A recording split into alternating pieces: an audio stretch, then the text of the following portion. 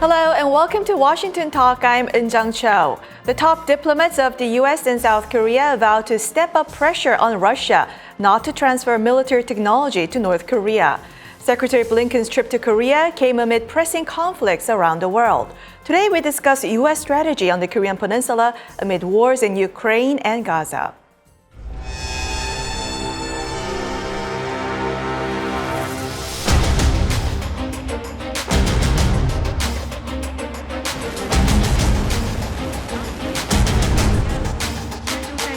러시아에の武器弾薬供与を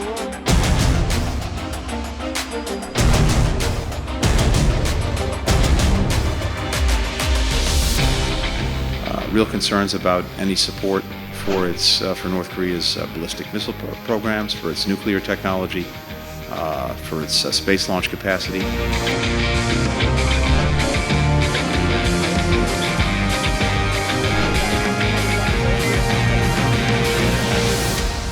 양국은 확장 억제 실행력을 강화하기 위해 앞으로도 계속 긴밀히 공조해 나갈 것입니다.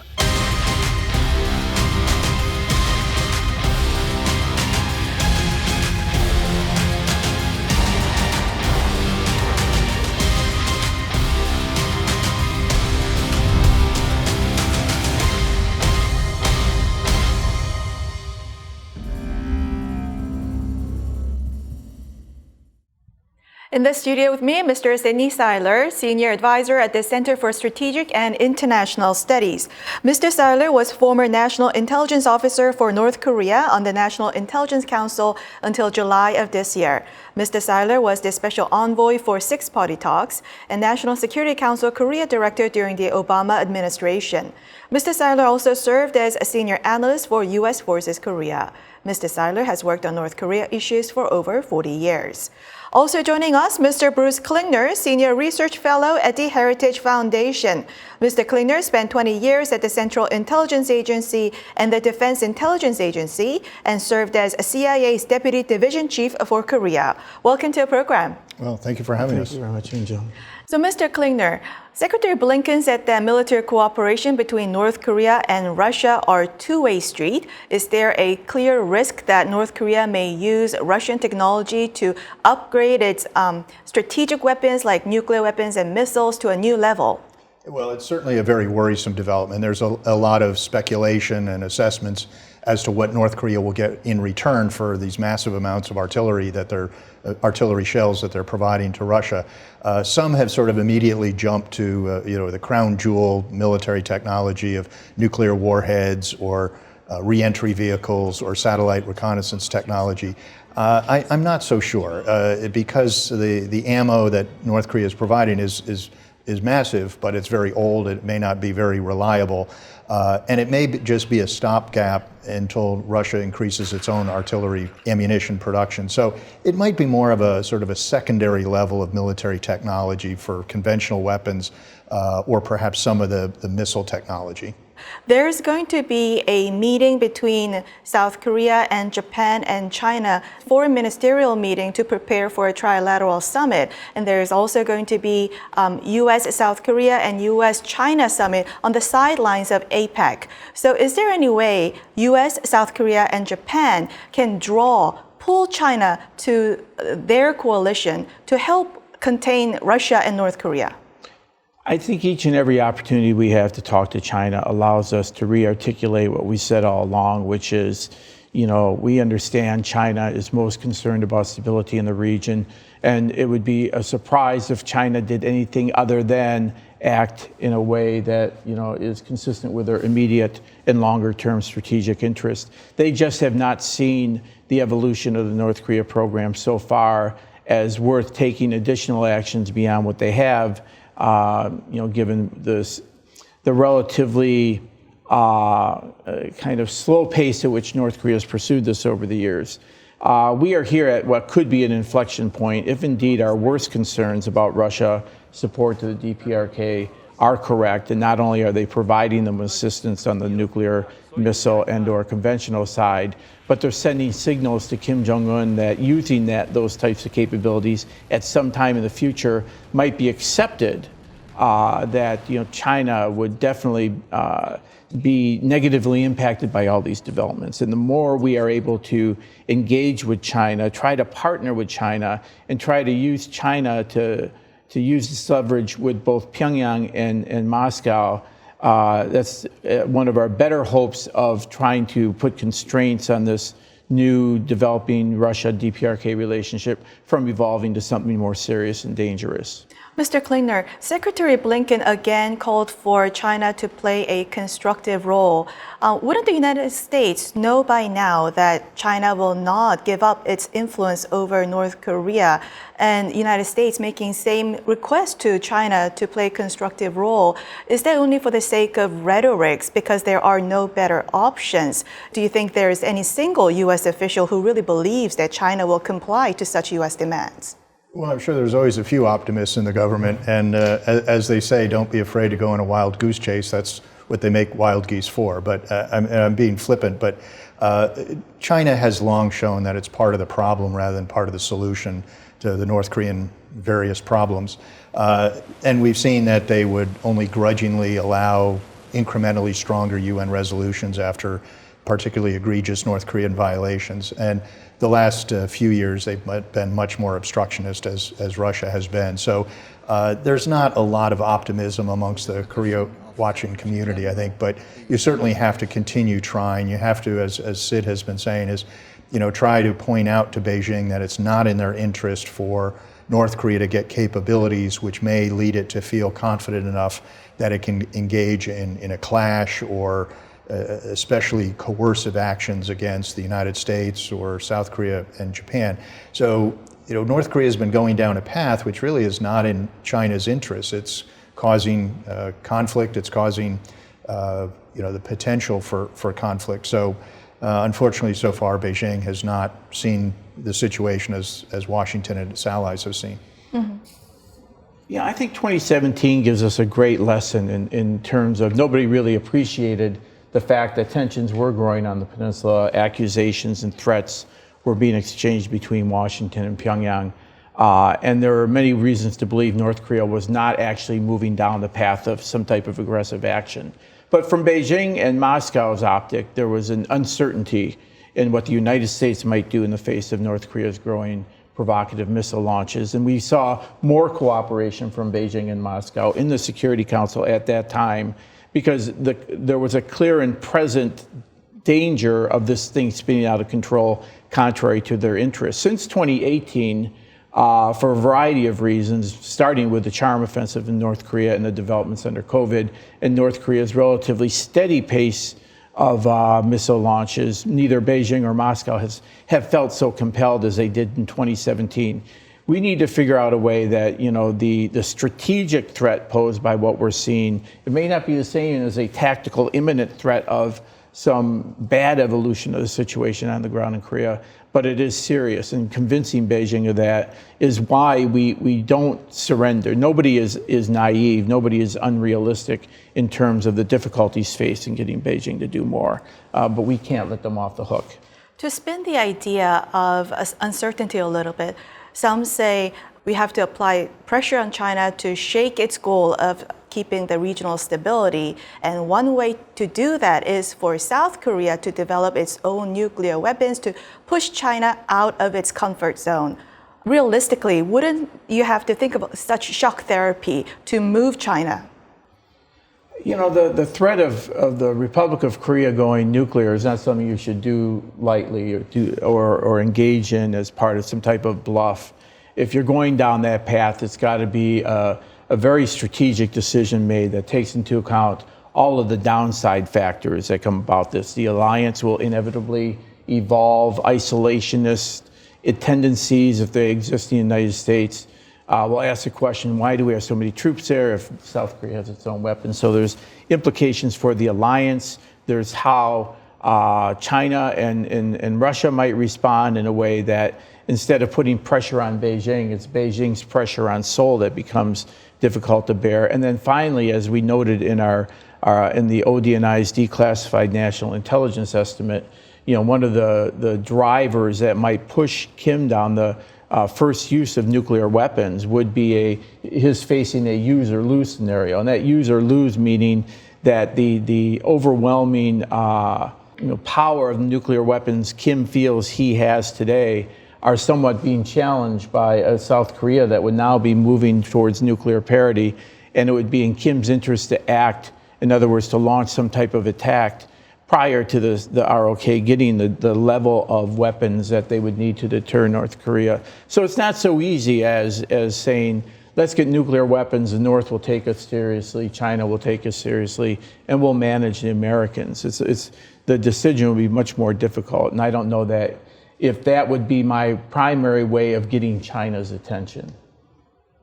Mr. Klingner, extended deterrence was discussed between Secretary Blinken and Minister Park Jin, and this will again be a topic at the Security Consultative meeting next week. And there are still calls in Korea to get its own nuclear weapons, partly because U.S. extended deterrence to Korea seems vague to the Korean people.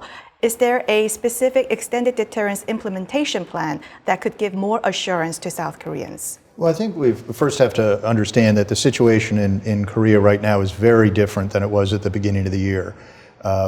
During my visits to Seoul in January, when President Yoon had two misstatements, either accidental or deliberate, sort of suggesting he might go down the nuclear path, there was really this upswell of concern that South Korea was going to do that. During the next several months, the Biden administration took a lot of steps to reassure South Korea, and I was really struck by the difference in meeting some of the same officials I met with in January that I met in April, and there really was quite a significant shift. They were much more reassured. And then when we saw the Washington Declaration, President Yoon has firmly closed the door on an indigenous nuclear program. So it really is quite a different situation than it was even just at the beginning of this year. That said, the U.S. has taken a number of steps, and I think there's always more we can try to do, but sort of a cynical U.S. view might be, what more can we do? We have a treaty, we have presidential assurances, we have senior official assurances, we have 28,500 of our sons and daughters in harm's way, we have an integrated command structure, sort of, et cetera, et cetera. We've resumed military exercises, we've resumed rotational deployment of strategic assets. So the U.S. has done a lot, and but that's not to say we don't always try to take steps to reassure our allies, but I think they are much more reassured than they were at the beginning of this year. So, Mr. Klingner, you said President Yoon has misspoken, but some people interpret that as President Yoon was intentionally talking about nuclear policy to pile pressure on Washington, which led to Washington Declaration and more stronger extended deterrence commitment from the United States.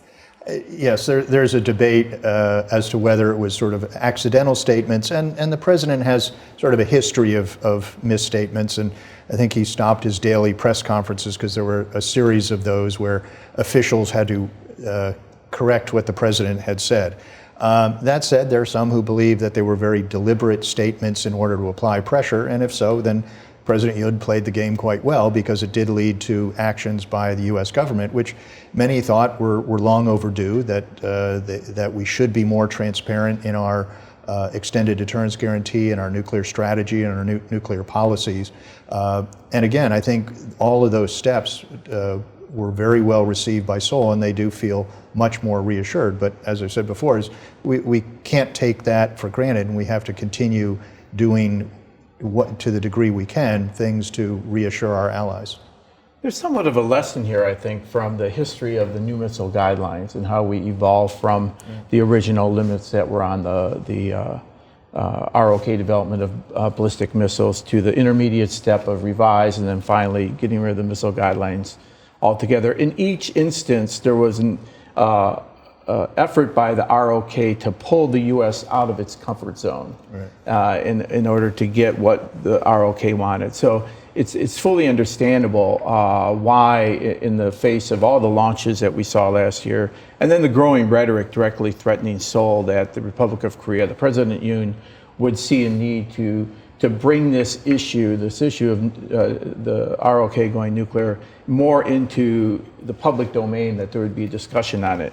At the same time, there's a catch-22 here, it's my strong belief. North Korea knows the capabilities we bring to the table. The question of whether these capabilities work or not that's not what's in doubt. What's in doubt is the U.S. commitment in time of crisis. And I think here a strong U.S. ROK alliance in close cooperation, one-mindedness between two close allies is powerful. And yet as we hear about uncertainties about the extended deterrence and what more we need to do, that sends signals to Pyongyang that there's anxiety, that there's uncertainty, that maybe the U.S. will not come to the ROK's defense in time of conflict. This is why there's a certain burden to be borne by the ROK government in signaling its domestic population of its own confidence in the U.S. security commitments. I think the shift in public opinion is driven by national security experts and national security officials who should re-articulate as much as possible the ROK's strong confidence in the extended deterrent. I want both your opinion on this. In Washington, the analysts are opposing South Korea getting their own nuclear weapons, but some say you cannot blame South Korea for such calls given the threat perceptions, and that U.S. shouldn't punish South Korea more than it did Israel or India, and that the U.S.-South Korea alliance will survive even though South Korea may get its own nuclear weapons. Well, I'd say, again, President Yoon has closed that door, but it may be something that raises its head again. There were a number of factors driving advocates for an indigenous program. And, when, as I think I mentioned on the show before, when people sort of think of that antiseptic, would we risk Seattle for Seoul? Well, think in terms of scenarios of, if you have anything more than a minor border clash, if you have a conflict with North Korea, the U.S. president is going to be faced with thousands of American casualties, military and civilian. No president is going to walk away from that, and no American public or Congress is going to allow an American president to walk away from that. So we're there. So, Mr. Seiler, do you agree that U.S. ROK alliance will survive South Korea getting its own nuclear weapons? That's a difficult question because one knows this will not be an event but a process. It'll be a process by which some type of decision is made on the ROK side, and it will be made based upon an assessment of the state of the U.S. ROK alliance at that time, and then moving down the path of securing this capability, how that would impact the alliance. These are all variables that are difficult to understand ahead of time. It's so markedly different from the path Israel chose, in terms of, we have on-the-ground commitment of 28,500 troops, whose families and, of course, many other U.S. citizens across the peninsula will be directly impacted by these decisions. And as I mentioned earlier, I can't imagine this pursuit taking place in anything other than a heightened state of tensions on the peninsula, which will only be made worse by the process under which this is taken. A pursuit of these capabilities based upon some agreed upon path in the absence of some imminent threat is possible. But I think if you look at, in particular, the dynamics of ROK politics, I don't see a demand signal there. I think the Moon administration was quite clear in its opposition to the Republic of Korea going down this path. I think that whether future leadership remains within the current ruling and opposition parties, or there's a swap, that the demand signal for a nuclear capability in the ROK will change over time, and so it's really difficult discussion point given where we are right now. Now I want to look at the Korean Peninsula in the context of global U.S. diplomacy. Mr. Seiler, Secretary Blinken and others emphasize U.S., ROK, and Japan cooperation. Is the trilateral cooperation now all the more important because the Biden administration is facing criticism that it is failing to exert pressure on the Israel-Hamas war and the war in Ukraine? I think the two are, on the one hand, not really related, but on the other hand, they're related to the degree that haters will hate. So that you'll find criticism of the administration's foreign policies across the board and that those who would say that we're failing in Ukraine, we're making mistakes in the Middle East, and we don't know what we're doing in Asia, the fact that they would all share those types of sentiments is not surprising as a kind of a third-party objective observer. But as we look at the efforts that are being made, and it's remarkable when you just look at Secretary Blinken's past few weeks. After having the Australian Prime Minister in town and having talks with Wang Yi, Secretary Blinken gets on a plane. He goes to Israel, Jordan, Japan, the ROK, and then finally India. And it shows, first of all, the U.S. capacity to focus on multiple regions at once. It also reminds everybody that the demand signal for the U.S. to be a leader on the international stage remains. And so our influence in those areas, is not a thing of the past. And so I think in that regard, the trilateral cooperation is a significant breakthrough and success story. Obviously, it wasn't the U.S. alone doing this, but the U.S. administration's commitment to bringing those two countries together with a good partnership that the President and Secretary Blinken and others have with their ROK and Japan counterparts. That is no small accomplishment, and it shows how we continue to play a leadership role in the Asia Pacific. And as far as those are big challenges in the Middle East, big challenge in Ukraine, and I think this administration remains, committed to pursuing the best possible outcomes. Mr. Klingner, President Bush tried to spread democracy in Iraq and in the Middle East, and the United States fought the longest war in Afghanistan. Your son also served in Afghanistan, right? Yes, he did. He did 2 tours there. Right. And the United States has tried to spread democracies around the world for decades, and it seems like South Korea may be the only success story. Why do you think is that? Well, I'd say there are more success stories. Certainly Japan and really NATO.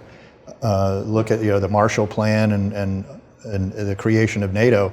That saved a devastated Western Europe from Soviet either invasion or coercion. So I think there are a number of other success stories as well. So it takes partners, and it takes resources and a lot of commitment, not only by the U.S. but by the nations we're trying to bring into the democratic fold. And I think you can look through, Southeast Asia and elsewhere as we have had successes. As Secretary Blinken as well as Secretary Austin are going around the world, these last few weeks, when they're meeting with South Korea and Japan, it's not just about Indo-Pacific issues. And I think that reflects, the importance of both Seoul and Japan on the world stage. So, under President Yoon, South Korea has pledged to be a global pivotal state. It's pledged to have a larger role in Indo-Pacific. But we've also seen he traveled to Ukraine, and South Korea is providing assistance to Ukraine. And we've had the Asia-Pacific 4 nations go to the last 2 NATO summits. So I think there's a much greater connection between the Indo-Pacific and the Atlantic theaters than we saw before. What I meant by the only success story was that South Korea started from a war-torn country without sharing any ideology of democracy with the United States, but now one of those leading countries in the world. Well, and South Korea, quite rightly is proud of that they're the only nation that were a recipient of international aid and now is a donor. So, those of us who focus on Korea and have served so many years of our career to focusing on the Korean theater, I think we're quite impressed and quite proud of what South Korea has done. The U.S. can take some credit, but the large share of the credit is the Korean people. Well, on that reassuring note, we will end our discussion here today. Mr. Klingner, Mr. Seiler, thank you very much for joining us. Thank you very much. And thank you for watching. We'll be back here next week with U.S. experts to discuss the 2 Koreas and the region right here from Washington.